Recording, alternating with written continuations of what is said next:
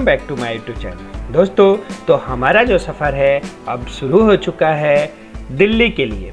मन्ना गांव से दिल्ली की यात्रा हम आपको इस एपिसोड में कराएंगे। दोस्तों समय जो है 5:27 हो चुका है और 575 किलोमीटर की दूरी गूगल बाबा दिखा रहे हैं। तो हमारी जो यात्रा है बद्रीनाथ धाम होते हुए, देवप्रयाग होते हुए, ऋषिकेश, हरिद्वार होते हुए हम पहुंचेंगे दिल्ली।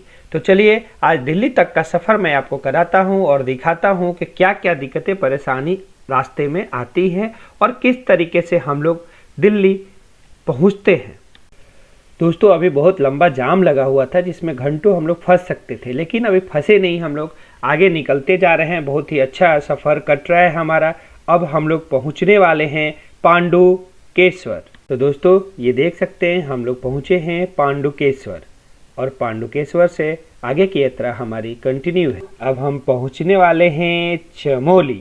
चमोली का तो नाम आप सभी जानते होंगे, बहुत ही फेमस जगह है।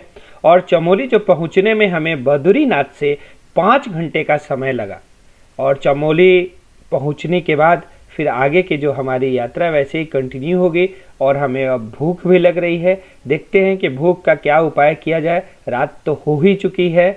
दोस्तों चमोली से ऋषिकेश की जो दूरी है 202 किलोमीटर है, जो कि हमें तय करना है। और ऋषिकेश के बाद हरिद्वार, हरिद्वार से हम लोग फिर दिल्ली निकलेंगे। चमोली हम लोग पहुँचे हैं, अब 11 बज गया है। तो हमने सोचा कि भाई भूख तो लग गई है, तो खाना अब यहीं हम लोग बनाएंगे, खाएंगे, फिर हम लोग आगे निकलेंगे दिल्ली के लिए। दोस्तों हमने चमोली में अपनी गाड़ी रोक दी है बाईपास पे और यहीं पे हमने अपना गैस जला दिया है। भूख लग चुकी है और हम लोग यहाँ बनाएंगे आज चावल और दाल और क्या चोखा। देखिए भाई साहब ने प्याज काटना शुरू कर दिया और ये टमाटर है। जो दाल फ्राई भी होगा बड़ा ही मज़ेदार होगा। आप देख सकते हैं सारा मटेरियल इसमें हम लोग डाल रहे हैं। अब प्रॉपर तरीके से दाल फ्राई बना रहे हैं और दाल भी अब सीटी लगने को तैयार है। दोस्तों ये दूसरी सीटी लग चुकी है और दाल हमारा कंप्लीट हो चुका है। ये देखिए दाल का छिलका लगाया जा रहा है बटर से। चलिए चोखा तैयार हो चुका है। चोखा तैयार हो गया, अब उसमें दाल डाला जा रहा है। बॉइल दाल है लाजवाब। ये चोखा बनाया जा रहा है। देखिए चोखा, चावल का भी सीटी लग गया। हम थोड़ा घी डालो एकदम डायरेक्ट उसी में डाल दो। 12:19 हो गया है और हम लोग का जो है खाना एकदम बिल्कुल तैयार है। देखिए चावल, दाल फ्राई, चोखा, गजब। खाना तो हो गया, खाना बहुत ही मज़ेदार बना था। तो खाना बनने के बाद अब हम लोग की यात्रा जो दिल्ली के लिए कंटिन्यू होगी। देखते हैं दोस्तों आज हम लोग कहाँ तक जा पाते हैं। अगर नींद आने लगी तो रास्ते में रुक के कहीं भी हम लोग सो जाएंगे। अगर होटल में मिला तो होटल ले लेंगे या गाड़ी में सोना हो तो गाड़ी में सो जाएंगे। दिखाते हैं आगे क्या एडवेंचर हमारे साथ होता है, वो मैं आगे आपको बताता हूँ।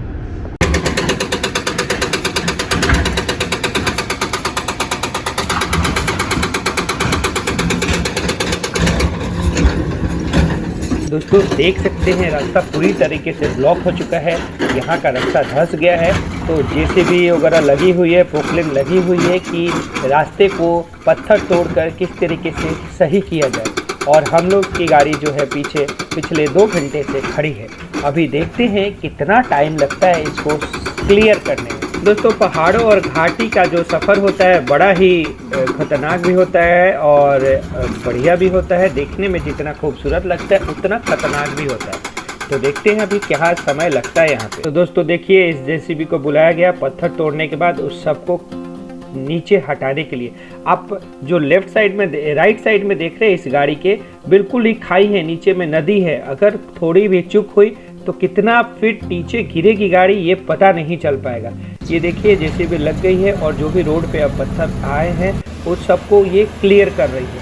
ये क्लियर करने के बाद फिर हमारी गाड़ियाँ जो है यहाँ से निकल पाएगी। अरे और पीछे ले लो थोड़ा सा भैया। तो दोस्तों हम पहुँच चुके हैं कर्णप्रयाग। कर्णप्रयाग उत्तराखंड राज्य के अंतर्गत गढ़वाल मंडल के चमोली जिले का एक कस्बा है।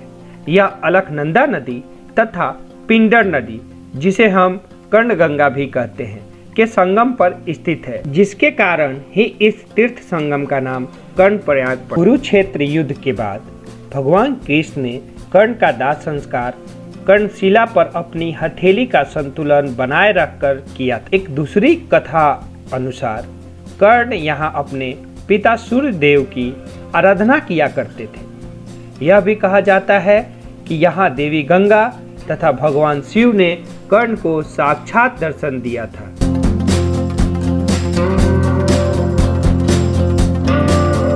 गुड मॉर्निंग गाइस, तो सुबह हो चुकी है और देख सकते हैं आप कितना खूबसूरत झरना गिर रहा है पहाड़ी से।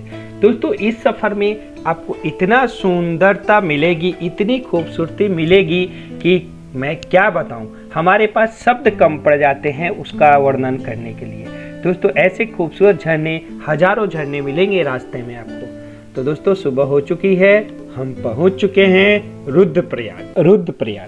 रुद्रप्रयाग अलकनंदा नदी के पंच प्रयाग में से एक है और यहाँ पे अलकनंदा नदी और मंदाकिनी नदी का संगम स्थित है।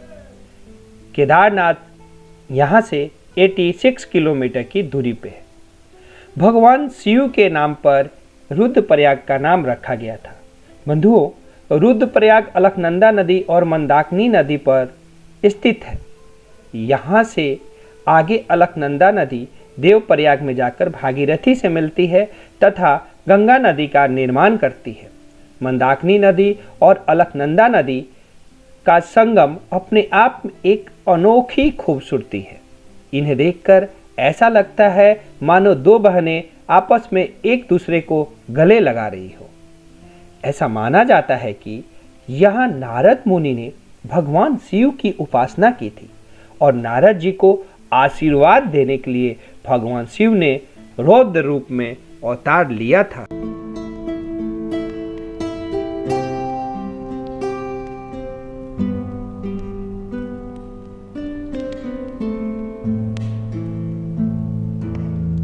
दोस्तों आप देख सकते हैं क्या खूबसूरती है, क्या सौंदर्यीकरण है यहाँ का। अद्भुत, सच में देख के मन मोहित हो जाता है। ऐसा वातावरण है यहाँ का, इतनी खूबसूरती है मानो पूरी जन्नत है यहाँ पे। पूरे ब्रह्मांड की सारी खूबसूरती मानो उत्तराखंड में समा गई हो, ऐसा प्रतीत होता है। इतना मनमोहक दृश्य दिखता है कि उसके बारे में क्या बताया जाए। दोस्तों धन्नो भी इतनी गंदी हो गई थी, मैंने सोचा क्यों ना इसकी सफाई कर दे। देखिए पहाड़ से जो छोटा सा झरना गिर रहा है, इसको छोटा झरना हम बोल सकते हैं। और यहाँ हमने धन्नो को रोका और मैंने सोचा धन्नो की सफाई भी कर लेंगे और हम लोग भी कुछ चाय पानी पी लेंगे। तो यहाँ पे सफाई करने के बाद फिर हम लोग चाय पानी पियेंगे और उसके बाद फिर यहाँ से हम लोग आगे बढ़ेंगे। यहाँ से कुछ ही दूरी पे है देवप्रयाग से पहले हम लोग रुके हैं और धन्नो की साफ़ सफाई करके बहुत गंदी हो गई। अब तो एकदम चकाचक हो गई सफाई करने के बाद। अब यहाँ से हम लोग निकलेंगे। तो गंदी गाड़ी मुझे पसंद नहीं है, गंदी गाड़ी होती है चलाने में भी दिक्कत होती है। तो मैंने अंदर बाहर दोनों की अभी सफाई करके फिर यहाँ से अब हम लोग निकलते हैं।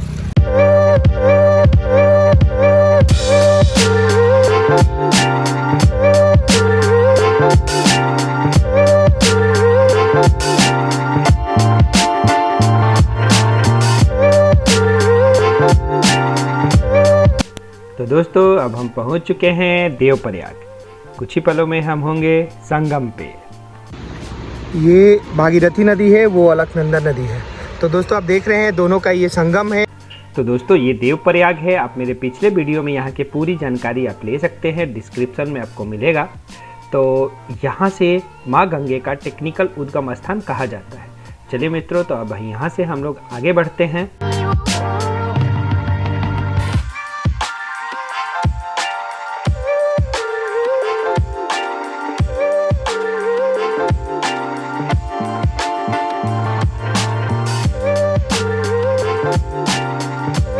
दोस्तों तो अब ये लोकेशन पे हम लोग रुक गए हैं क्योंकि यहाँ हम लोग को पानी दिख गया और यहीं पे अब कुछ ब्रेकफास्ट बनाने का प्लान है हम लोग का। तो देखते हैं लोकेशन कैसा है।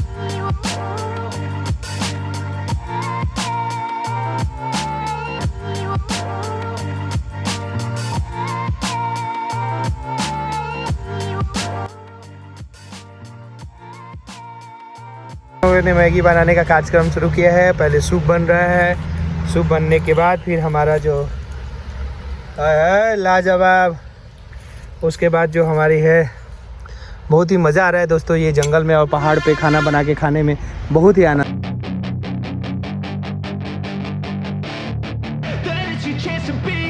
Hey kid, don't ever let them get inside your head. They'll tell you what to do in life instead of everything you know. तो गाइस फर्स्ट क्लास का ब्रेकफास्ट करने के बाद और हम लोग निकल चुके हैं। समय हो चुका है 12:25। नाश्ता तो हमने बहुत लाजवाब बनाया और नाश्ता करके हम लोग निकले हैं। अब जहाँ पे ज़रूरत होगा, लगेगा कि भूख लग रही है, वहाँ पे अपनी हम लोग दुकान लगा देंगे। फिलहाल हमारा जो टारगेट है दिल्ली है आज पहुँचने का, तो सोचे हैं कि दिल्ली पहुँच जाएंगे। 12:30 बज रहे हैं, अब हम लोग को जाना ज़्यादा दूर नहीं है। तो दोस्तों हम पहुंच चुके हैं हरिद्वार और अब हरिद्वार क्रॉस कर रहे हैं हम लोग, क्योंकि यहाँ रुकने का कोई प्लान नहीं है हमारा डायरेक्ट सीधा प्लान दिल्ली जाने का है। तो हरिद्वार से हम लोग आगे बढ़ रहे हैं और हमारी जो धनु है अपनी ही रफ्तार से हरिद्वार होते हुए दिल्ली पहुँचने को सज्ज है। देखिए दोस्तों, इस बार तो ड्राइविंग सीट पे मैं हूँ और हमारे बगल में है मिस्टर अंकेश जी और पीछे में देख रहे होंगे हमारे महानुभाव जी जो विनय जी हैं, बहुत ही गहरी निद्रा में सो रहे हैं। दोस्तों हम लोग पहुँच चुके हैं मेरठ और मेरठ में भी मेट्रो का काम चल रहा है। जैसा कि दिल्ली में मेट्रो हो गई है, वैसे ही मेरठ तक मेट्रो का प्लानिंग हो रहा है और काम भी चल रहा है बड़ा तेज़ी से। आने वाले समय में मेट्रो जो है आपको दिल्ली से मेरठ तक की मेट्रो मिलने लगेगी। बड़ा ही सुविधा हो जाएगा मेरठ और दिल्ली वालों के लिए। मेरठ आना जाना बाई रोड से बेहतर हो जाएगा, लोग मेट्रो से आने जाने लगेंगे। दिल्ली मेरठ एक्सप्रेसवे पे आपका स्वागत है और उसी के नीचे कैमरा भी लगा हुआ है, इसलिए आपको स्पीड लिमिट का ध्यान रखना है। ज़्यादा हाई स्पीड में नहीं भागना है बंधु, ध्यान रखना है आपको। तो हम लोग एक बकरा काटते नहीं, बलि देते हैं। हैं? चलो करते हैं। कल तो तुम ही सही। हाँ